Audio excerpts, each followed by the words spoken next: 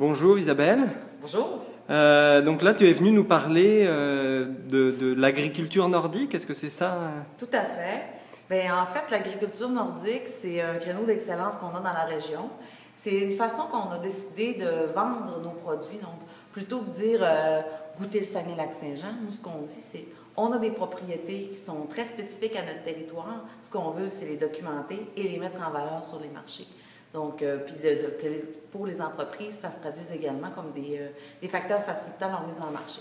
Donc c'est pas juste pour un produit, c'est vraiment de décliner pour toute une gamme de produits. Effectivement. La spécificité nordique, tu parlais tout à l'heure qu'il y avait qu'on a démontré qu'il y avait des propriétés nutritionnelles, etc., qui étaient différentes pour les produits, Oui. parce que les plants sont plus résistants, des choses comme ça. Donc c'est vraiment de mettre en valeur cette spécificité et que c'est une façon de vendre, par exemple, le bleuet pour dire il vient des régions nordiques, il est différent d'un bleuet qui pourrait venir de Californie ou du Mexique. Le bleuet, c'est un très bon exemple. C'est une de nos productions qui est leader au créneau.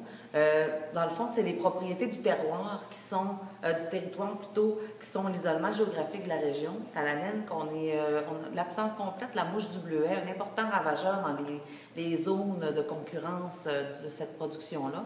Donc, eux peuvent mettre en valeur le fait qu'ils n'appliquent pas de pesticides l'année de récolte du produit. Donc, ça a un intérêt direct pour les acheteurs. Puis, autre propriété, quand on parle de propriété du produit, l'alternance journée chaude, nuit fraîche, les longues périodes d'ensoleillement, ce que ça a pour impact au niveau des petits fruits, c'est que ça concentre les molécules antioxydantes, mais également les sucres. Donc, ça également, ça peut être des attributs qui peuvent être mis en valeur sur les marchés. Donc, des éléments de différenciation ou de valeur ajoutée. Ok, mais ce que je trouvais intéressant dans la démarche, c'est que vous ne voulez pas faire ça juste le Saguenay, c'est pas vous qui allez faire ça dans votre coin, c'est vraiment que vous voulez aller voir les autres régions nordiques du Québec pour vous mettre ensemble et puis pour réussir à avoir quelque chose de commun dans ce domaine. Bien, depuis nous, ça fait 3 ans que le créneau est en place. Ici, le créneau a été reconnu pour le Saguenay-Lac-Saint-Jean parce qu'on possède la masse critique d'entreprise. Parce que si on veut aller sur les marchés, ça prend certains volumes. Et nous, on se dit qu'étant donné que ce n'est pas une démarche qui est spécifique au Saguenay-Lac-Saint-Jean et qu'on partage ces caractéristiques-là avec les autres régions du Nord, mais pourquoi pas se mettre ensemble? Ça va juste nous donner une plus grande crédibilité sur les marchés. On parle de compétition, mais on ne veut pas être en concurrence.